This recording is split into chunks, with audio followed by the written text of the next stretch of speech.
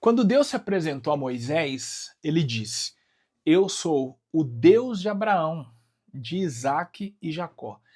Era uma fala muito comum de Deus no Antigo Testamento. O que seria que Deus queria comunicar com essas apresentações? Eu sou o Deus de Abraão, Isaque e Jacó. Com isso, Deus queria mostrar que ele era o mesmo Deus naquela atualidade que agiu na vida dos antepassados dos hebreus. Para nós compreendermos melhor ainda quem foi Abraão, Isaque e Jacó, é preciso ser dito que eles eram patriarcas. Porém, hoje nós iremos estudar os patriarcas que entraram na genealogia do povo hebreu. Mas não foram somente estes patriarcas. Quando nós lemos do Gênesis capítulo 12 em diante, nós podemos dizer que ali nós encontramos a era patriarcal. Ou seja, a Bíblia nos revela o período em que os homens eram chefes de grandes famílias. Entenda um patriarca como um grande líder tribal. Por quê?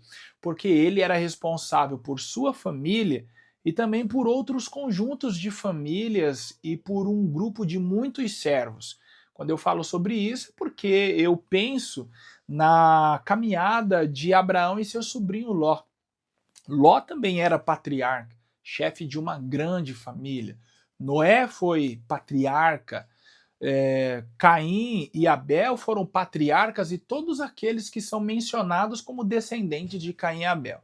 No entanto, hoje nós iremos estudar somente sobre aqueles que entraram na árvore genealógica de Abraão.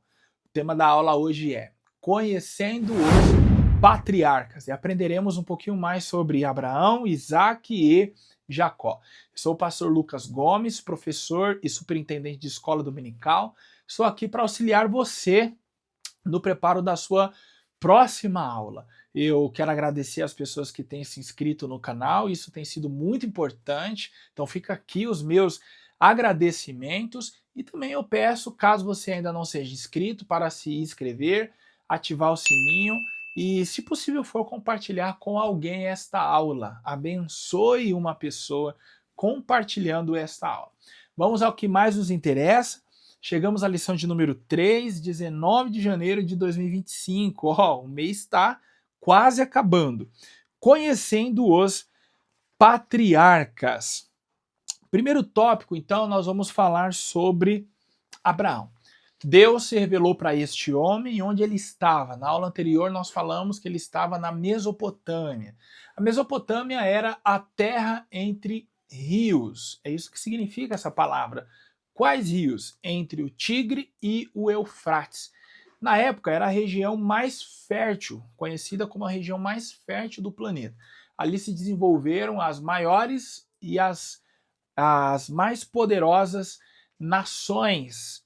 Os assírios, os sumérios, os babilônicos, eles surgiram nessa região. Para você nunca mais se esquecer dos povos, das primeiras civilizações que surgiram lá, basta você somente se lembrar do sistema de freio ABS. Os assírios no norte, os babilônicos na região central da Mesopotâmia e os sumérios no sul. É isso mesmo. E foram civilizações que contribuíram muito com o desenvolvimento da humanidade. Então Deus tirou Abraão de lá e ele fez uma promessa. No entanto, o Senhor lhe exigiu algo antes. E o que foi? Sai da sua terra, do meio da sua parentela e da casa do seu pai. Por incrível que pareça, Abraão já tinha 75 anos e ainda morava com os pais. Veja se isso é possível. Se os nossos adolescentes e jovens descobrirem isso, eles vão falar assim, poxa, eu tenho 15 anos, tenho 20 anos, então eu tô garotinho ainda perto de Abraão. Então assim, Deus tirou Abraão de lá, não porque era impossível fazer na vida de Abraão o que ele tinha para fazer. É porque queria Deus que Abraão caminhasse, fizesse uma jornada de fé. Aos 75 anos de idade, Abraão já tinha uma vida solidificada. Olha, era casado, tinha muitas posses, era um patriarca. Então Deus queria que Abraão caminhasse no campo do invisível. Isso é andar pela fé. Então Deus tirou ele da região mais fértil do planeta para lhe apresentar um outro lugar. E que lugar era esse? Canaã. Canaã era melhor que a Mesopotâmia? Se a gente for observar em termos de recursos, não. No entanto, Abraão estava sendo posto no lugar que Deus queria. E o lugar que Deus quer sempre será o melhor lugar. O primeiro tópico, o primeiro subtópico do primeiro tópico é meio contraditório, né? Tópico é o conjunto maior. O primeiro subtópico diz assim, ó, a interferência humana. Deus fez uma promessa para Abraão e qual foi? Lhe dar um filho. Qual era o agravante? Abraão tinha 75 anos de idade. Para o homem, a gente sabe que isso nunca foi, jamais será um problema. Em qualquer idade, um homem pode fazer filhos. No entanto, as mulheres, elas possuem aí uma idade, então, até ali os 40 e poucos anos, acho que no máximo 50, é possível uma mulher saudável gerar.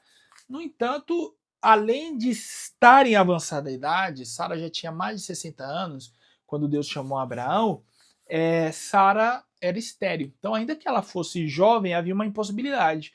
O seu útero não era fértil, ela não podia ter filhos. E aí Deus fez essa promessa, vou lhe dar um filho. Então você tem um casal de idosos e com um agravante, a mulher estéril.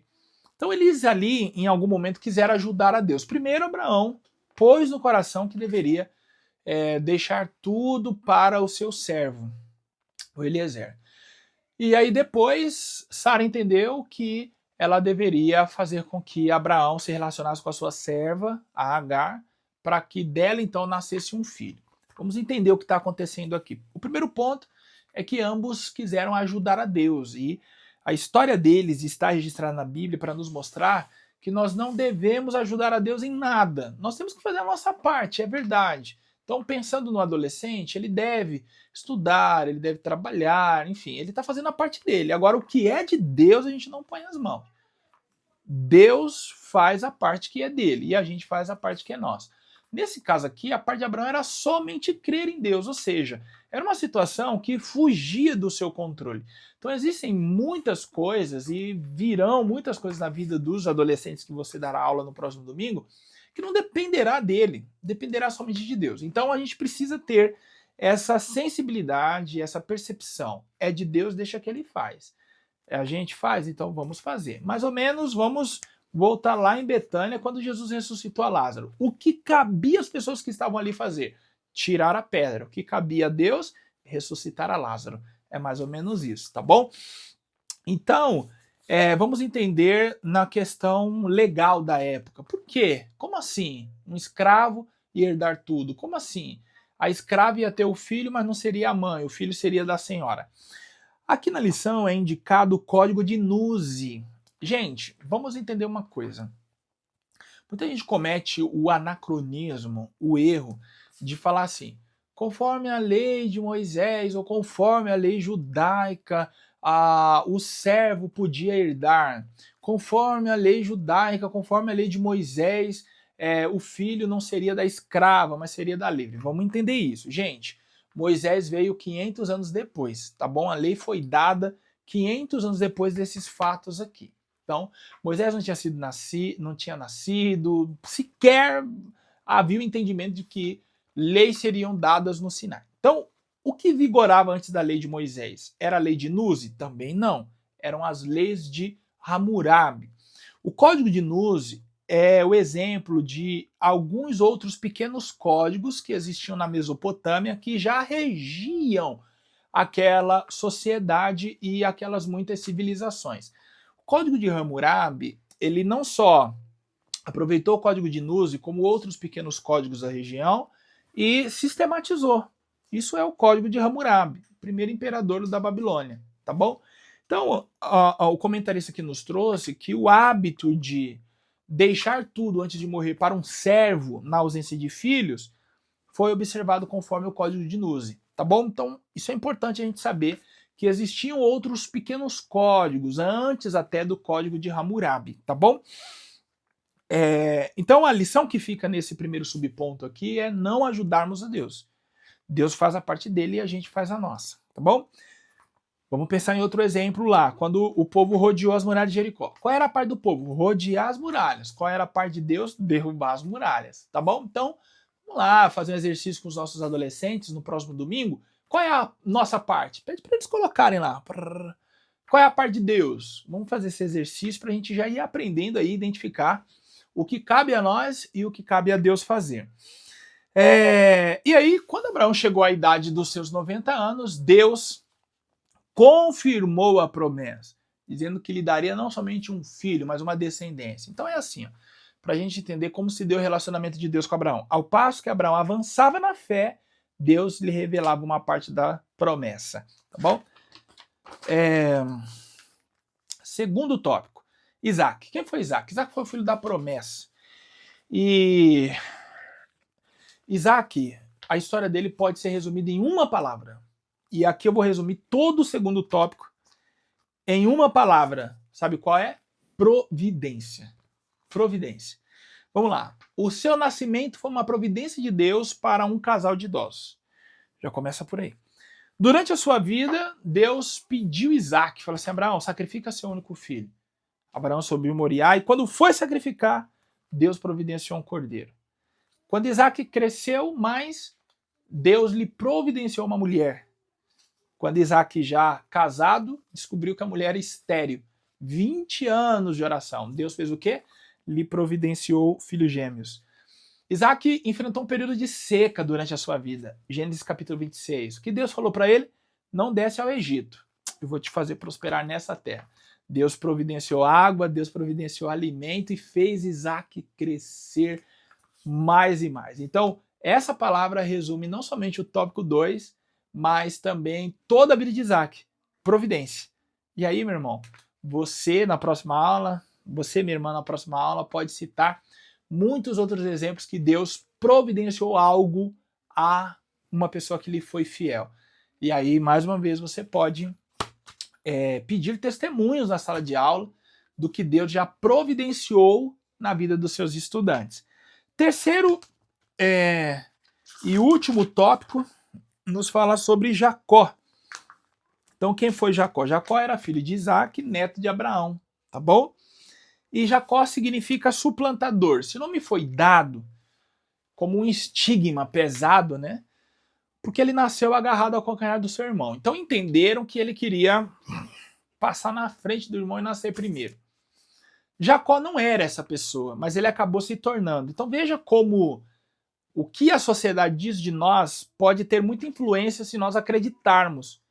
Ele não era, e aí eu estou falando da sua essência, mas ele se tornou. Ele foi lá e enganou o pai dele.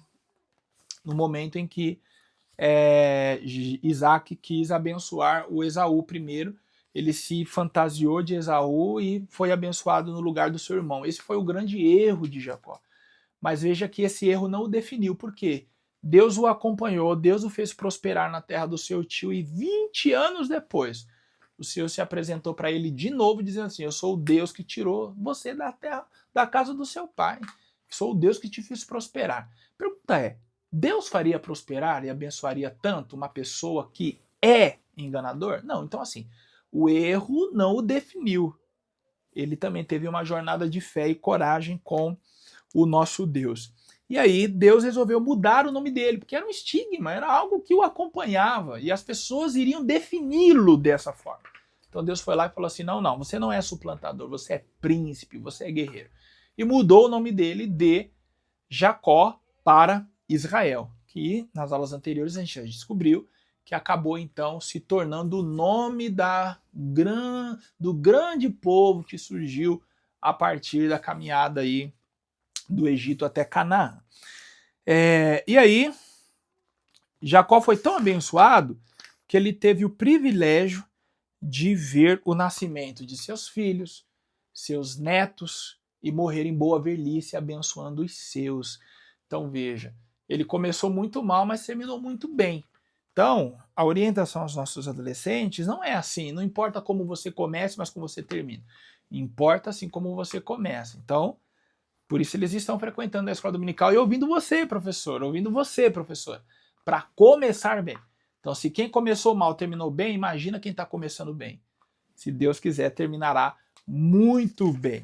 Eu peço então que você não esqueça de se inscrever, ativar o sininho, deixar o seu like, isso é muito importante. E eu aqui já deixo um convite para a próxima aula, que terá por título Os Hebreus Vão para o Egito. Tem muita emoção reservada para a gente aí na próxima aula. Até lá, Deus te abençoe.